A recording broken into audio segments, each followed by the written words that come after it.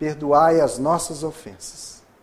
Então, todas as vezes que nós oramos e agradecemos a Deus e fazemos os nossos pedidos, no final do Pai Nosso nos lembramos pedir a Deus que perdoe as nossas ofensas. Mas, na sequência, existe uma outra frase que diz: na medida em que perdoamos os nossos agressores, perdoe as nossas dívidas, assim como perdoamos os nossos devedores. Então nós devemos estar atentos que o perdão para as nossas deficiências está atrelado ao perdão que devemos oferecer a quem nos fere, a quem nos ofende, a quem nos magoa. E vamos compreender ao longo aqui desta conversa, de quem procura também, porque todos nós estamos neste caminho em busca das luzes do Evangelho, como esse tesouro escondido no campo que Jesus nos fala e nos traz a essa reflexão que se um homem encontra, ele vai e vende tudo que tem para poder adquirir aquele campo onde ele encontrou o tesouro.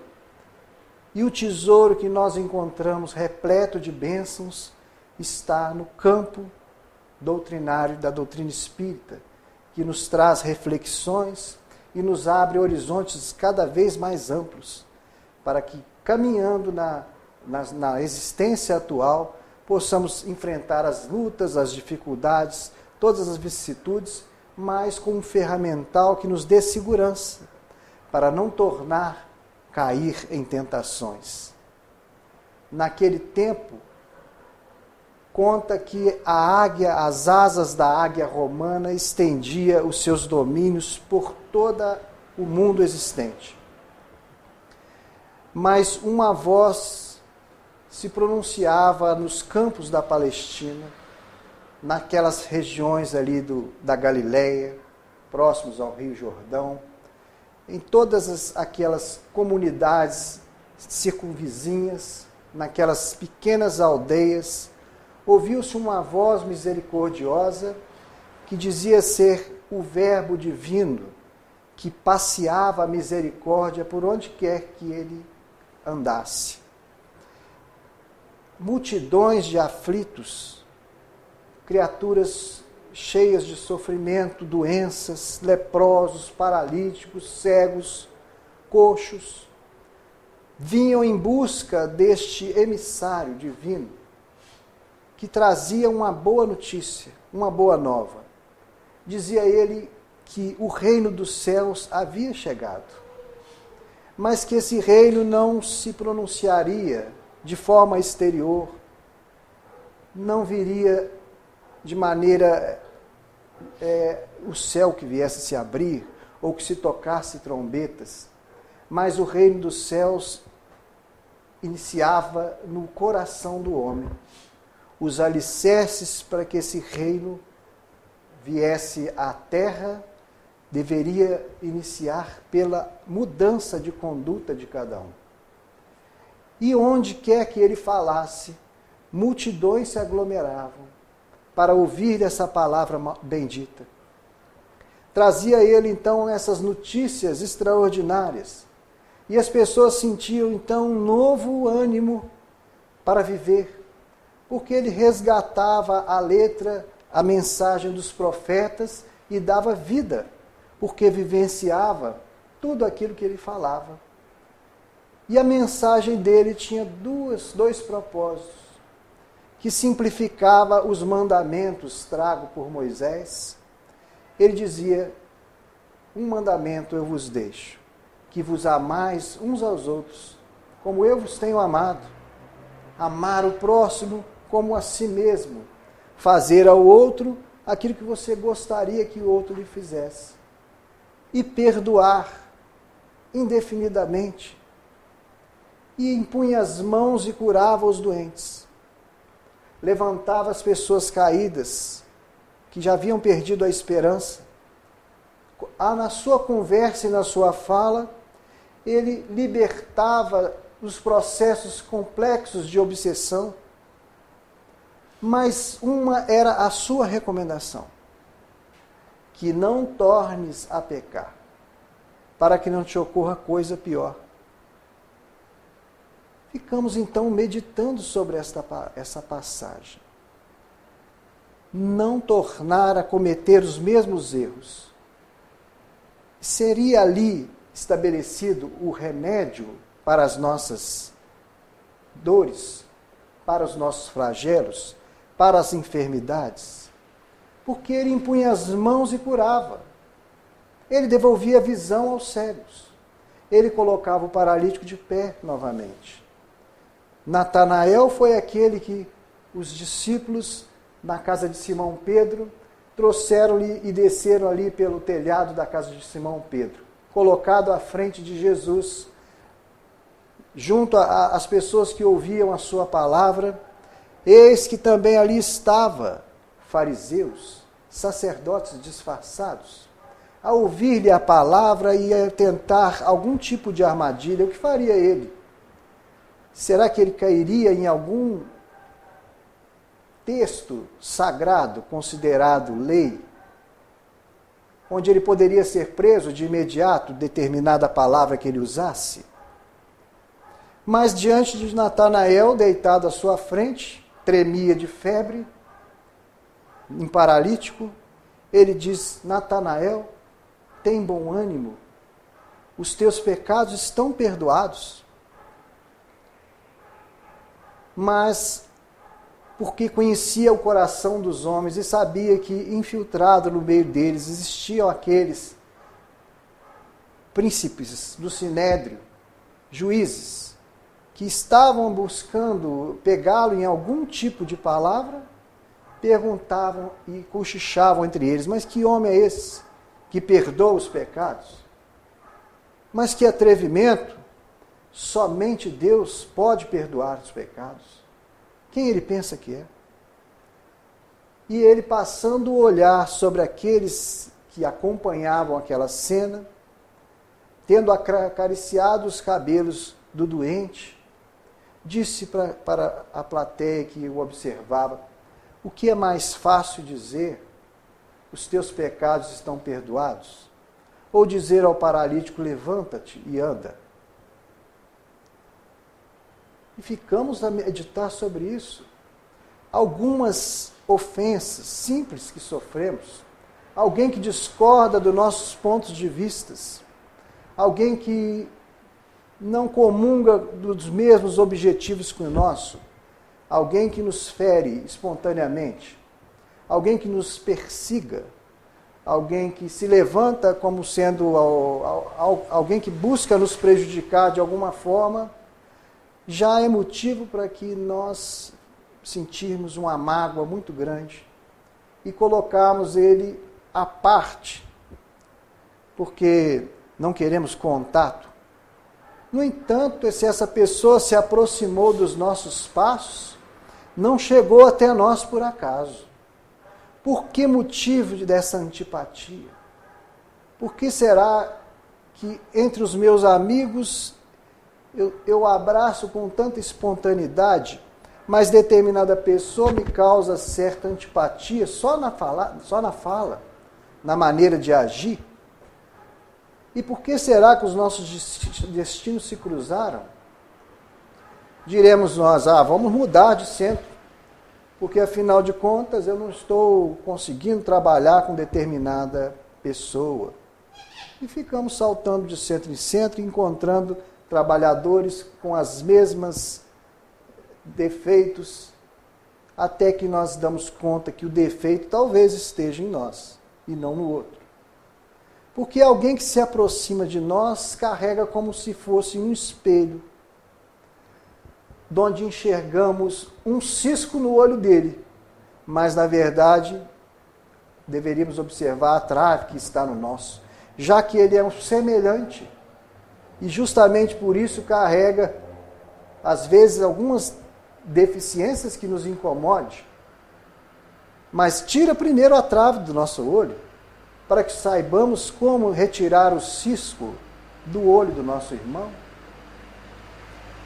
Mas Jesus, diante da plateia assustada com o seu questionamento, ele dizia, para que saibais que o Filho do Homem pode perdoar os pecados, assim como vós.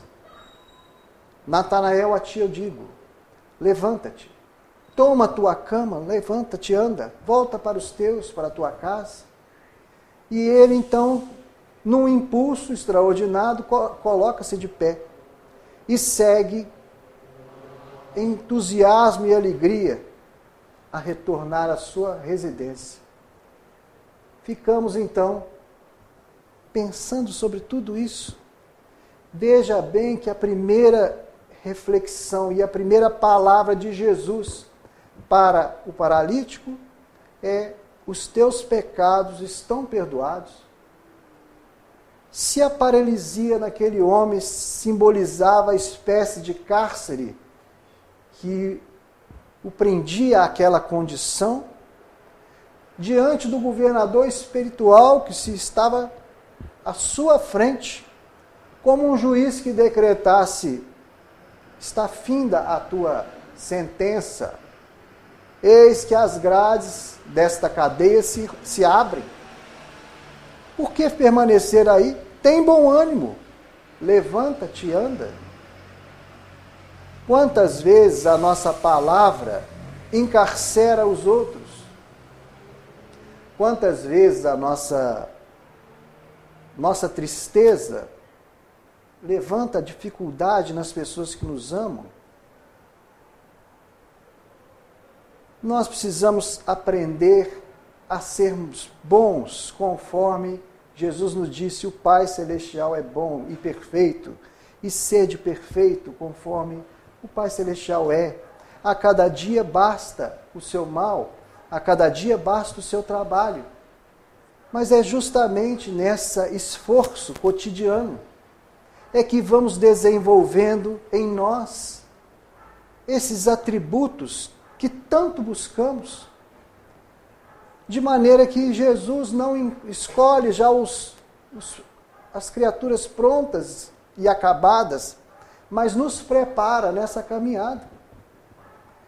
O aluno que vai à escola, chega na escola e ele acha que ali só existe recreio. Ele procura o convívio dos colegas na sala de aula e julga que seja momento de brincadeiras, a se estender no momento do recreio, até o dia que chega a prova. E ele dá conta assustado, ele fala: puxa, por que eu não prestei atenção? Como é que é mesmo essa questão? Mesmo que ele tente olhar para o lado, a questão dele é diferente do seu companheiro. A aprovação veio para ele. E nesse momento o professor permanece calado. Embora esteja do seu lado, é o momento do aprendizado, a oportunidade de melhoria. Mas o aluno despreocupado, que levou a vida escolar a trancos e barrancos, sem prestar a devida atenção, tal como nós, quando surge um momento de prova e de dor, desesperamos, quando deveríamos refletir. Puxa, é momento de testar a minha própria fé. Num dia de sol é fácil estarmos felizes e bons, mas no dia de chuva, manter a mesma conduta de bondade e não amaldiçoar tudo à nossa volta, porque parece que Deus desapareceu quando tudo parece ruir e a tempestade nos amedronta. Mas é neste instante que encontraremos a luz que vem de dentro, que surge em nosso coração fulgurante. E nós nos damos conta: eu pensava que não resistiria. Mas é neste caminhar, dia após dia, nas lutas e nas provações, no perdão das pequenas coisas, do vizinho que não me cumprimenta, ou dentro da minha própria residência, quando alguém não me compreende, ou quando alguém se faz surdo ou indiferente aos meus sonhos, aos meus objetivos. O que fazer? Cumprimentar mesmo aquele que não te cumprimente. Amar mesmo aquele que não te ama.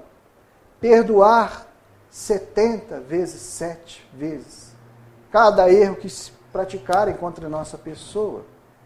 E ainda mais, orar pelo que te persegue. É muito fácil orar para os nossos pais, para os nossos filhos, para a nossa esposa, para as pessoas que nos são caras, para alguém que nos pediu uma oração que se encontra enfermo num hospital. Mas orar para quem me persegue, para quem atirou o meu nome pela fofoca ou pela calúnia, a difamação. Aquela pessoa que, sem esclarecimento ainda, busca me ferir pela agressividade, mesmo na voz, ou pela arrogância. É tão difícil colocar no rol daqueles em que eu peço na oração. Mas é preciso fazer esse exercício.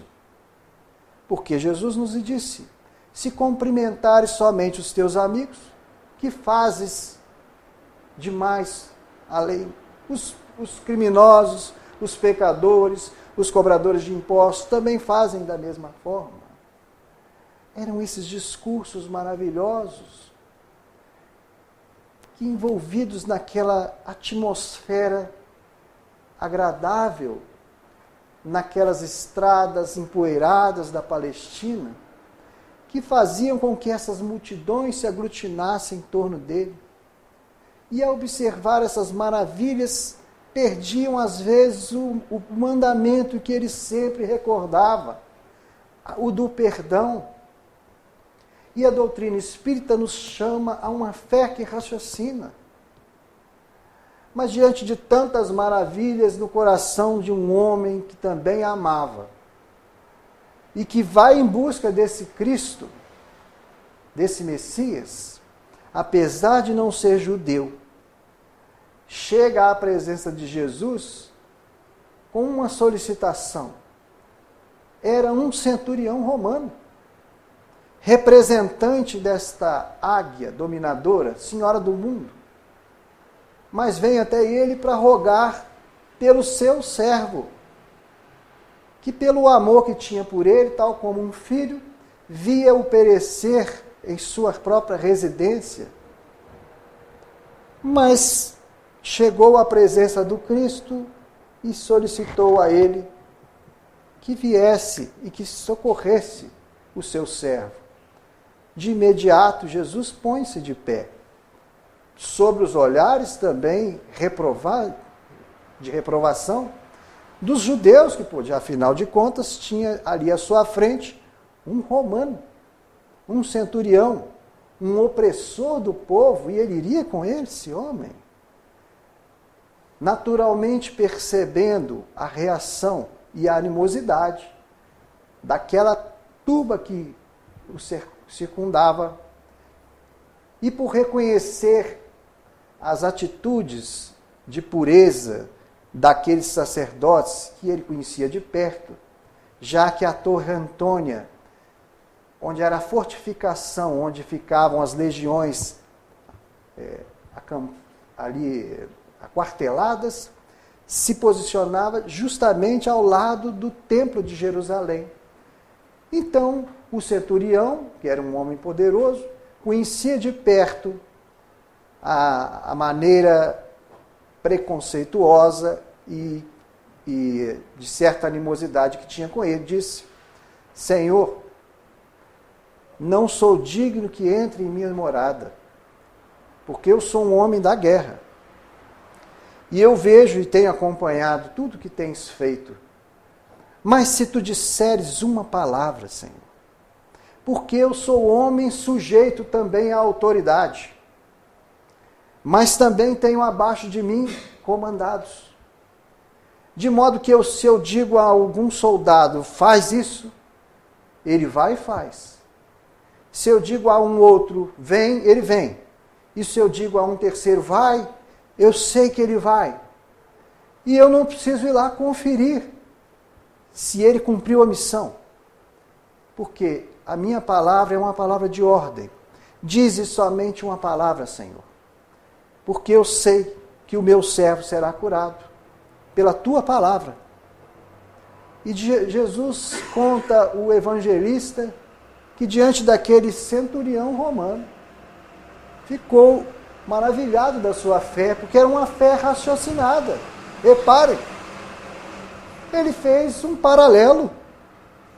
Eu sou um homem sujeito à autoridade, mas tenho também comandados as minhas ordens, e eu não preciso verificar depois que eu der a ordem.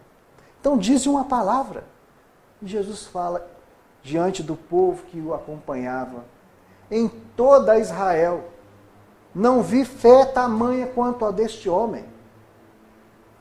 Torna a tua residência, centurião, o seu servo está curado. E ele fica assim, diante daquela palavra de ordem, retorna, e no meio do caminho, anciãos e trabalhadores da sua residência já vêm de encontro dele, dizendo: seu servo está de pé, já está bem melhor.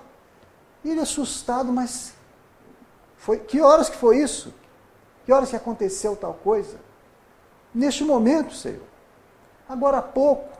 E ele deu conta que foi logo em seguida a palavra de Jesus. Diante da palavra do Mestre que levantava e curava as distâncias, e diante de outras colocações no qual ele dizia: sois deuses e não sabeis, podeis fazer o que eu faço, ainda muito mais, se tiverdes fé.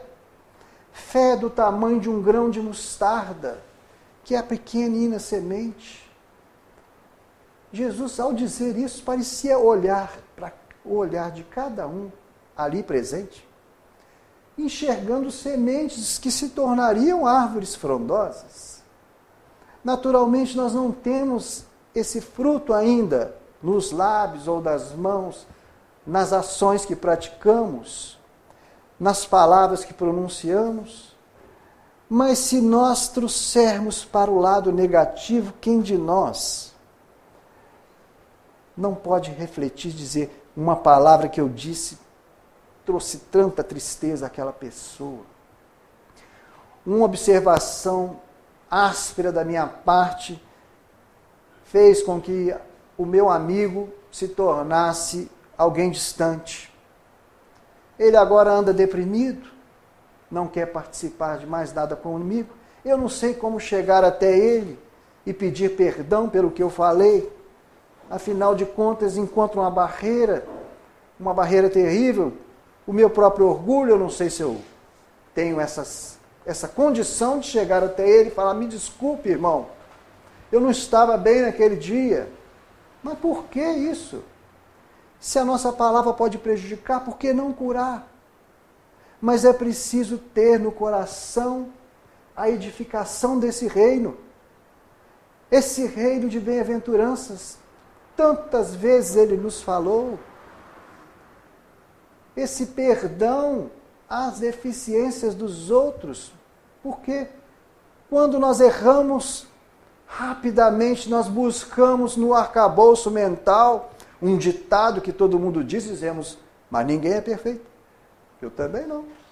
Desculpe, eu não sou perfeito. Para nos justificar. No entanto, nós precisamos romper essa barreira, entender que se eu considero e sei que não sou perfeito, o meu irmão também não. Ninguém é perfeito. Caminhamos de tropeço em tropeço em busca dessa perfeição. Somente Deus é perfeito. Nós somos criaturas perfectíveis, que melhoramos a cada tombo. Porque a queda não diz que nós devemos permanecer caídos, chorando o fracasso, a perda do que ocorreu conosco. Não. O erro é forma de aprender, gente. Quem começa a andar, uma criança, será que ela já levanta e já anda? Quantas e quantas vezes ela cai? Eu me lembro do meu amigo ali, o Siqueira, ele falava comigo. Um dia eu estava com a minha filha pequenininha ali perto do Joana de Anjos, e ela soltou da minha mão e saiu correndo naquela descida. Criança, eu não sei o que elas acham, que vão voar, né? E eu, cuidado, Aline. E ela tropeçou e caiu, mas tinha uma mureta. E caiu, bateu assim, mas não se machucou, não. E eu já ia naquele desespero para pegá-la, né, nos braços, naquele desespero todo. E ele falou, calma, calma. Isso aí é aprendizado. Essa queda é aprendizado. Por que as nossas quedas também não seriam? Porque uma vez que você cai, você fala, nossa, eu não posso correr nessa descida, não, ué. Eu posso tropeçar e cair. Então, quantas vezes nós tropeçamos e caímos?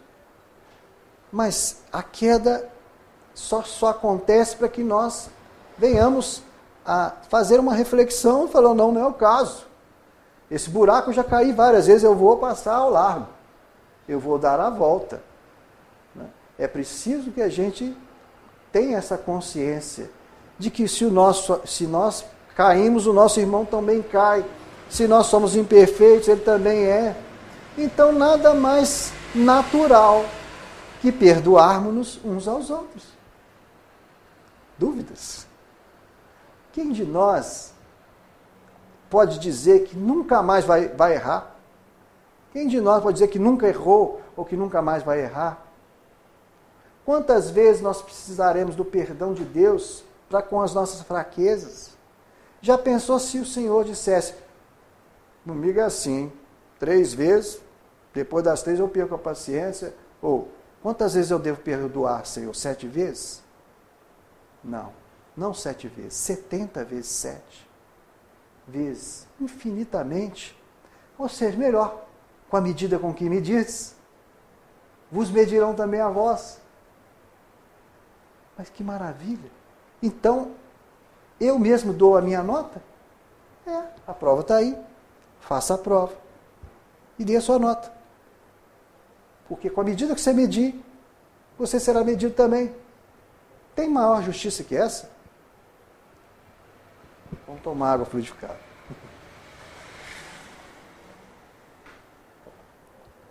Então, não existe maior justiça mais perfeita que essa.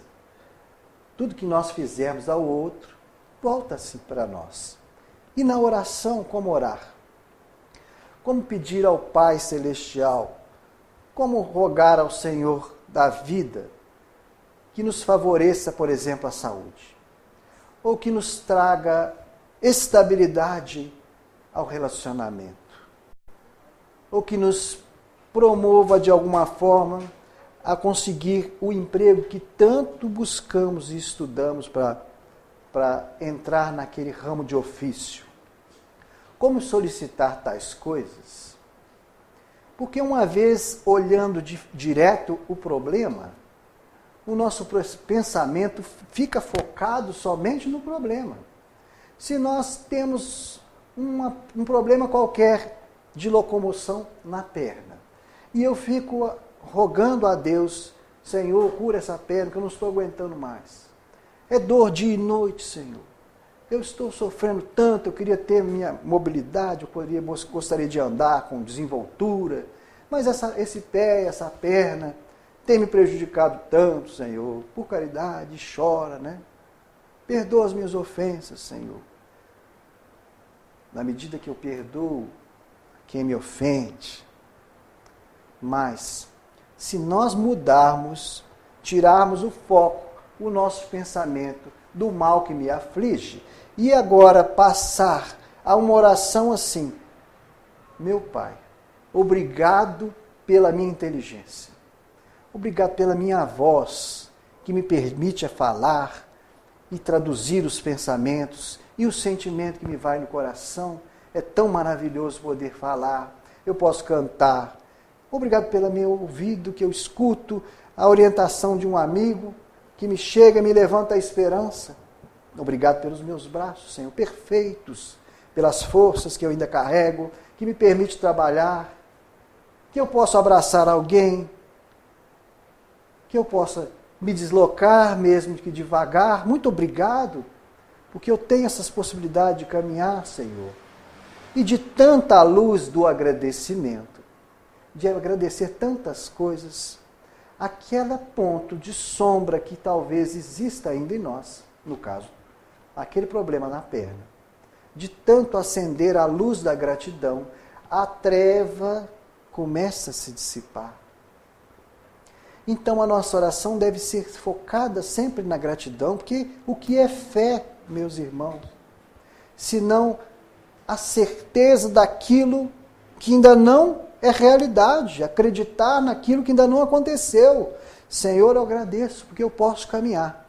Eu não vou ficar falando que eu estou caminhando mancando, porque naturalmente pela minha gratidão e por essa luz do reconhecimento de tantas coisas boas que nós somos assim favorecidos por Deus, pela providência divina, que nos permitiu abrir os olhos no dia de hoje, porque o dia de hoje é nosso.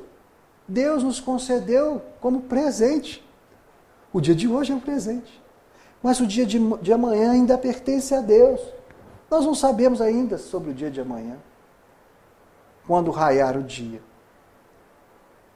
Aí, ao abrirmos os nossos olhos, teremos mais um dia para sermos bons. Vamos abrir a janela. Pode ser que seja cinza o céu, não importa. Não importa o exterior, importa o que somos por dentro. Estejamos gratos a Deus. Podemos respirar, podemos caminhar, podemos rever o nosso filho, nossa filha, o nosso esposo, nossa esposa. Podemos dizer a palavra de perdão, podemos fazer a caridade. Mas quando pensamos em caridade, geralmente nós pensamos, o que nós podemos fazer em favor do irmão necessitado? Eu posso ir no hospital visitar alguém. Eu posso ajudar aqui no Dom Pedro II com uma cesta básica. Eu posso vir fazer algumas roupinhas para o enxoval das crianças. Eu posso, detentor de alguma disciplina que eu conheça, dar aulas particulares para aquelas pessoas que frequentam a evangelização, que esteja com dificuldade. Tem inúmeras possibilidades de eu fazer a caridade. Eu posso ouvir alguém que me bateu a porta, que nem espírita é. Mas aí eu falo, não, é melhor você ir lá no Dom Pedro, porque lá tem gente mais preparada. Ele fala, mas eu nem conheço aquelas pessoas. Eu sinto afinidade contigo, meu amigo. Deixa-me contar a minha história. Escuta-me por uns minutos apenas. E a gente começa a ficar aflito. Mas o que eu vou dizer? Bom, entra aí, toma um café. Eu vou passar um café. Vamos uma broa comigo? Quem sabe? Você pode me falar o que está acontecendo? E nós ficamos meio aflitos, assim, tal qual os discípulos de Jesus diziam, Senhor, eu não sei o que eu vou falar. O Pedro tem uma espontaneidade, ele consegue falar, mas eu sou tão inibido, tão tímido. Jesus dizia, não vos preocupeis, sereis levados à presença até mesmo de reis. Mas neste momento, um Espírito de meu Pai falará através de vós, abri os vossos corações, fala com amor, porque o coração que está à sua frente também ama. Ele vai te ouvir, não é com a força do muito falar. Ele vai ouvir as palavras que vêm do seu coração, carregadas de sentimento, e é através desse canal que ele te escutará. E assim nós podemos, uns aos outros, nos amparar. Agora, quem tem ouvidos de ouvir, que ouça. Quem tem olhos de ver, que veja. Muitas vezes, o Pai Celestial que conhece todas as coisas, e sabe do vizinho que passa por um momento de tempestade, mas também conhece o seu coração. Repara que talvez aquela pessoa que sentou para comer aquele pedaço de bolo e contar a história em lágrimas para você, e você se sentindo tão frágil, sem ter o que oferecer, além do café e do bolo, mas na colocação e na problemática que ele te apresenta, de repente você fala, meu Deus, ele está falando de coisas que eu também carrego. Ele está trazendo questionamentos e fazendo colocações que são perguntas íntimas minhas, que eu nunca tive coragem sequer de perguntar a alguém. Agora ele me puxa e me pede uma resposta. Mas nesta mesma hora, quando dois corações em comunhão dos mesmos problemas, chega pela sua própria voz a solução e a resposta àquele irmão, mas que na verdade é o bálsamo que vai curar a ferida que está no seu coração. Maravilhosamente, Deus opera em toda parte. E nós às vezes não damos conta disso. Mediunidade, nós ficamos imaginando que é só para a mesa mediúnica. Ninguém desliga a mediunidade. Todos nós somos médiuns. Ouvimos por intuição os espíritos. Mas eu nunca ouvi uma voz.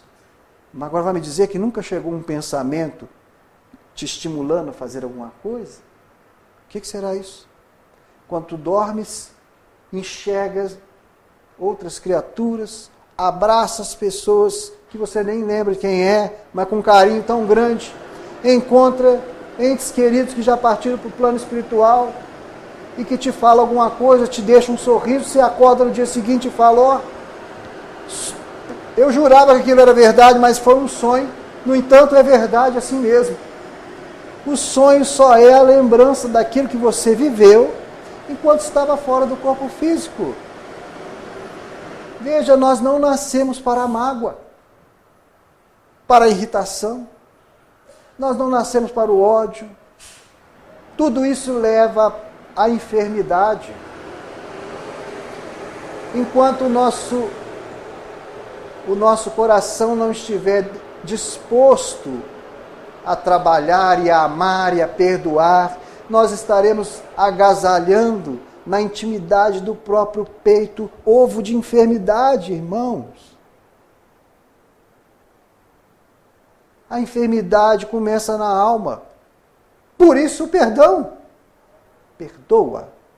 Teus pecados, que eu sei que são muitos, estão perdoados. Segue em paz. Volta para os teus. Abraça. Mas não torne a pecar, para que não te ocorra coisa pior. Essa é a palavra de Jesus, sempre falando, concitando ao perdão. Veja, que se ele diz, não tornes a fazer, é porque já fizemos. E por isso estávamos passando por aquelas condições de limitação física, enfermidade, o que seja. Mas se mudarmos por dentro, assim como o sofrimento surge daquele que agasalha a mágoa e que fica tal como um disco arranhado. Todo mundo aqui é do tempo do disco, né, vinil? Porque um dia lá no quartel eu falei com um colega, pega a máquina, parou a luz, tinha acabado a luz e aí ficamos mexendo nos computadores, tudo sem luz. Eu falei, tem uma máquina de escrever lá? Traz para mim a máquina de escrever. E o soldado olhou para mim assustado e falou, máquina de escrever? Eu não sei o que ele imaginou que era, né? Será que era uma mão que você punha a caneta e ela escrevia? Não sei. Eu não tinha nem noção do que era uma máquina de escrever. Eu falei, máquina de escrever? Nós temos teclado aqui, a máquina de escrever é mais... Vai lá e pega lá que você vai... Não adianta ficar falando daquilo que você não conhece.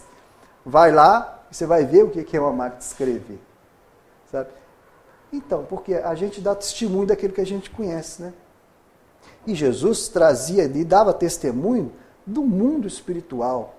Na casa de meu Pai há muitas moradas, e eu vou adiante de vós para vos preparar uma morada. Mas para onde será que nós vamos, já que são muitas? Meu Pai não quer que nenhuma das ovelhas que Ele confiou a mim, que sou o bom pastor, se perca. Então, vez por outra, essas ovelhas se afastam do redil, embrenham-se no meio dos espinheiros, e o bom pastor deixa as 99 e vai em busca daquela que se perdeu. Aí o Chico tinha uma colocação interessante, ele dizia assim, tem algumas ovelhas que se perdem, e quanto mais o pastor grita pelo nome, aí mais ela se embrenha lá para o meio do espinheiro. Ele vai, e vai no meio e ele chama pelo nome, vinde a mim, eu estou aqui, vem aqui. Mas mais ela se assusta e vai se machucando cada vez mais. E o Chico dizia, mas todo pastor tem um cachorro. E aí, às vezes, ele manda o cachorro vai latindo e tal, e vem e morde a canela da ovelha, que ela assusta, e acaba voltando para os braços do pastor, que pega a ovelha e coloca sobre os seus ombros, e retorna com ela para junto das 99 ovelhas. Ele diz, o cachorro é a dor. Porque a gente não aprendeu? Dois são os caminhos. Um é pelo amor e o outro pela dor. Para que a gente vai escolher o da dor? Se a dor surge porque nós propiciamos em nós condições necessárias para que a enfermidade viesse, eclodisse no corpo físico. Então, se algo nos aflige, todos nós temos as nossas aflições. Vamos trabalhar interiormente, mas trazer para o mundo presente essa mudança de postura. Se é uma dificuldade no verbo em ser doce, vamos começar a diminuir, não vou falar mais palavrão. Né? E aí sim, pouco a pouco, nós vamos educando a nossa maneira de falar. De maneira que quando você escuta qualquer coisa nesse sentido, alguém, uma piada de mau gosto, uma coisa, aquilo já não te faz lá tanto bem. E a pessoa também que tem costume, ao lidar contigo e saber que você agora, ele também começa a mudar, a ver como é que é a luz. A luz foi feita para colocar sobre o candeeiro e não debaixo da mesa. Aí, porque eu estou na presença de todo mundo que conta mentira, ou que fala a palavra, eu também vou contar umas mentiras aqui, para me enturmar, não. Ao tempo de Jesus, os fariseus, eles evitavam se misturar com doentes. Os leprosos eram colocados para fora da cidade.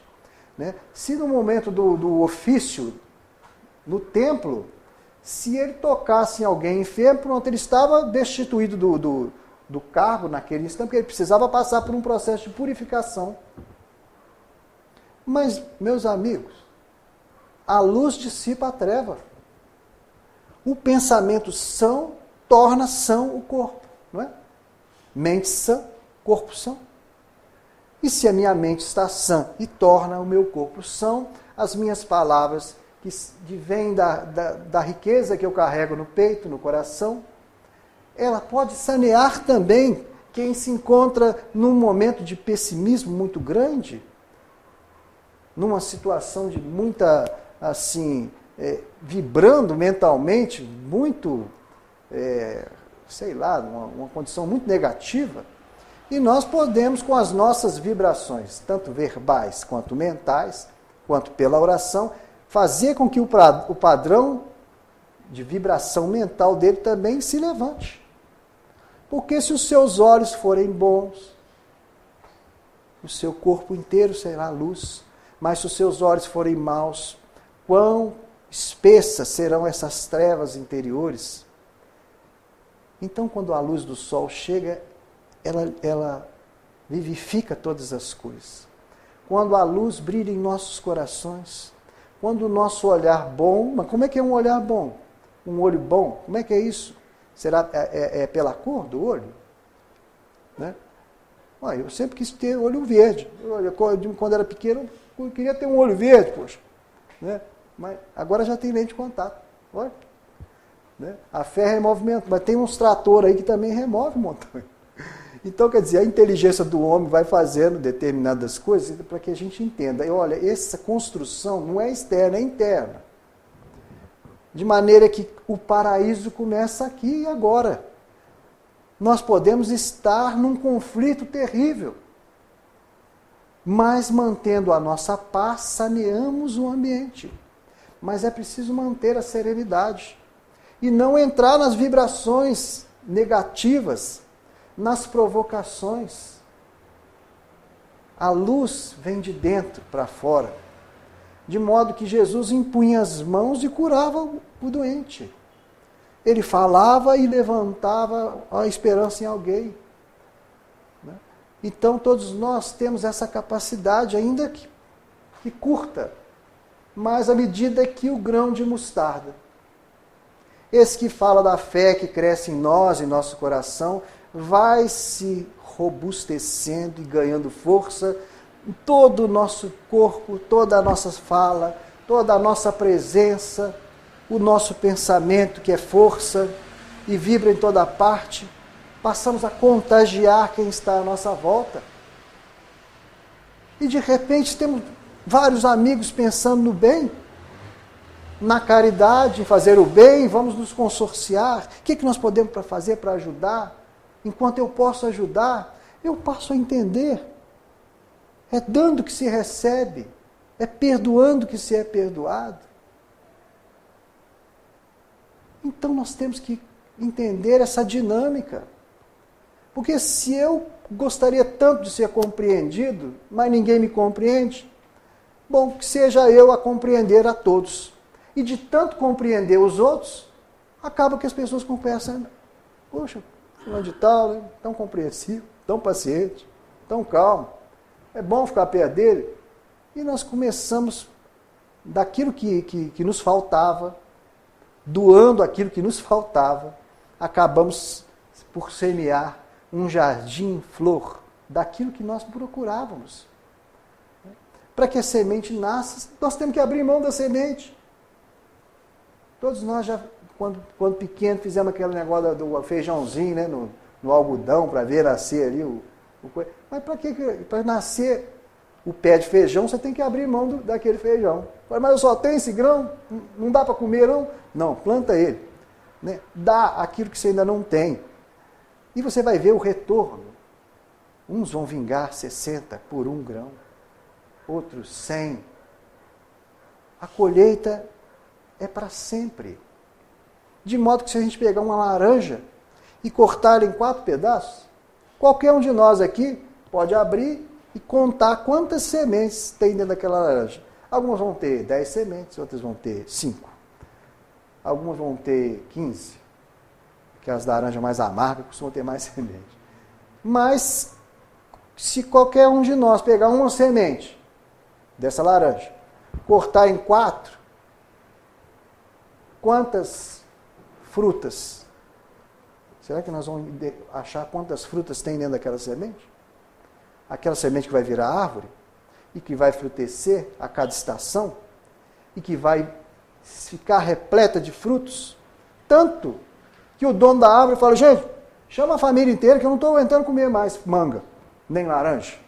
Vão dar para os familiares, gente, chama os meninos da rua e deixa eles pegar laranja, que está caindo, já vai apodrecer e tal. Mas aquela beleza demora uma estação. E aquelas frutas que não foram aproveitadas vão vir ao chão. E podem virar novas árvores. E de repente, de uma semente, uma floresta, florestas vão surgindo. Ou pomares. Então nós vamos dando conta que essa semente de fé que nós temos em nós, que é só uma semente, mas que Jesus já enxerga a árvore frutescente, essa semente vai vingar. Por isso ele faz, sois Deus e não sabeis. Por enquanto é só uma semente de fé. Fé é acreditar naquilo que ainda não existe. Ah, Tomé, tu podes tocar as minhas feridas. Toca. Eu vou sentar contigo, dá-me aqui um abraço, dê-me um pedaço desse peixe, vou partir o pão, conforme fazia tantas vezes, tantas e tantas vezes, vou me alimentar com vocês. Veja, Tomé, eu estou com vocês, estou com todos, mas bem-aventurado aquele que não viu, mas ainda assim acreditou, porque fé é acreditar naquilo que ainda não existe. Veja, é acreditar que a minha perna já está boa. Porque nós vamos passar por este pomar repleto de frutos e vamos ficar, Senhor, faz com que uma laranja caia. E Deus está falando para você, meu filho, levanta o braço e pega. É acessar aquilo que você pretende, sabe? Com um computador fica fácil de entender isso, né? A gente tem aquelas pastas. Eu queria tanto saber que documento tem dessa pasta. Leva o mouse lá e clica. Vai abrir. Ali tem inúmeros documentos. Qual que você quer ver? Ah, eu quero ver esse. 1624. O que é isso? Eu abro. tem uma vida minha ali. Daí os espíritos, quando na reunião me falam, olha, faz a caridade, deixa ele ver o que ele fez, ele não está conseguindo perdoar, por isso que ele está doente assim, vagando nessas trevas, nessa vingança que não se acaba nunca. Meus irmãos, permite que ele dê uma olhada, o motivo disso tudo, ele está se sentindo vítima, mas olha bem o que ele já fez, deixa ele enxergar por caridade, vai ser doído para ele, no momento. É o cachorro que vai para que a ovelha retorne ao redil, e de repente ele se dá conta das crueldades que fez, e aquilo que ele reprovava nos outros, e por isso agredia, e por isso perseguia, e por isso encarcerava, e por isso criticava e julgava, de repente ele se dá conta de que ele fazia coisa ainda muito pior. E como é que ele vai perdoar a si mesmo se ele tentar exercitar o perdão no outro? Ele não tinha o mínimo de paciência. Imaginemos aquela coisa que nos causa asco, que nos deixa transtornados, que faz a gente desligar a televisão, aquilo que nos abala, que nos deixa aflitos. Fala, não, isso eu não consigo perdoar ainda. Meu Deus do céu. Isso aí, já pensou? Se abrir numa dessas pastas das nossas vidas do passado, nos víssemos fazendo as mesmas coisas, mas é no exercício do perdão para com o próximo. O próximo que chegou até a nossa vida não ao acaso. É o nosso irmão, é a nossa esposa, é o nosso pai, é o nosso primo, é o nosso colega de trabalho, é alguém que trabalha aqui no Dom Pedro II, em qualquer lugar. Essa pessoa que apresenta um cisco que me incomoda tanto porque fala da trave que eu tenho no meu olho. E que essa trave fala do meu passado. Tira a trave do seu olho. Você vai saber como é difícil e como dói botar o dedo no olho do seu irmão para tirar o cisco. E aí saberás como retirar o cisco do olho do seu irmão. Uma investigação profunda nas tendências que ainda carregamos revela as vidas do passado. Aquilo que nós temos mais dificuldade de superar e que aparece em nós como tentação no caminho, porque a tentação não está fora, está dentro. É nisso que nós precisamos focar a nossa força, a nossa fé.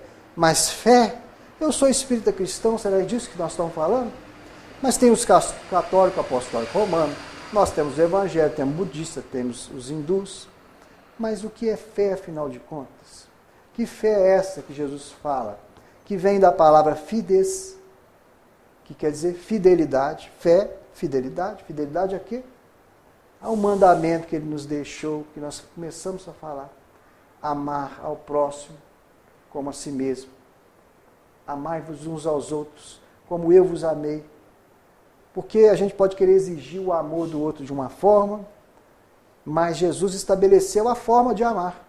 Amai-vos uns aos outros, como eu vos tenho amado e como Ele nos ama. Porque Ele está no meio de nós. Então, se nós cruzarmos os passos com alguém que nós julgamos um inimigo, e se tivermos vontade de dizer alguma coisa para essa pessoa, imaginemos que Jesus está entre nós. Porque Ele falou, onde dois ou mais se reunissem, aí também eu estaria. Então, teríamos coragem de dizer essas coisas que passam pela nossa cabeça ao nosso irmão, que não se afiniza tanto conosco. Se Jesus estivesse no meio, eu falaria isso para Jesus? Mas o Pai nosso é nosso. Ele é meu Pai e é seu também. Então, de tropeço em tropeço, acendendo a nossa luz, pelo exemplo, vamos nos fortalecendo. Pelo perdão que fazemos ao outro, liberamos-nos de mágoas. Porque, como dizíamos, a caridade para com os outros, para quem está bem, é simples pegar um ônibus e visitar um doente. Mas e quando formos nós os necessitados da caridade? Aceitar que o outro nos diga alguma coisa, que nos visite, né? Que nos concedam uma cesta básica quando estivermos precisando. A vida dá muitas voltas. e nós somos colocados, às vezes, frente a frente, nos problemas que criamos para o outro. Quem sabe aquela pessoa intempestiva que vive ao nosso lado é tão intempestiva porque nós levamos a ela a esse tipo de atitude? Então, cabe-nos agora equilibrar aquilo que nós desequilibramos. E para encerrar as nossas palavras, meditando ainda no perdão das ofensas, lembramos aqui de uma mensagem maravilhosa, psicografada pelo Chico Xavier, uma mensagem de somente hoje, porque nós falamos do presente, né? O dia de hoje é o presente que Deus nos deu, o amanhã ainda não sabemos se teremos oportunidade, mas na mensagem diz assim: hoje, à luz do presente, dia como este dia em toda a vida, terás este somente. Recorda isso e atende a todo o bem que desejes fazer, prestação de serviço em socorro de alguém, atenção no dever, felicidade e paz, esperança e carinho, que aspires a plantar em lances do caminho, dádivas que pretendas ofertar, relações que precisas recompor, gentilezas no lar, trabalho, o mais singelo ou aquele que mais custe, revisão, reajuste, corrigenda, perdão, prova de estima e consideração, apoio espiritual em simples frases, que nada disso atrases, nem deixes que fazer para depois, porque o tempo não volta, contando sempre aquilo que se fez. E dia igual a hoje, só terás uma vez. Que Jesus nos abençoe, nos fortaleça, para que possamos, passo a passo, caminharmos rumo a essa perfeição que Jesus nos convida. O dia de hoje seja melhor que o dia de ontem. E o dia de amanhã seja melhor que o dia de hoje. Que Deus nos abençoe a todos.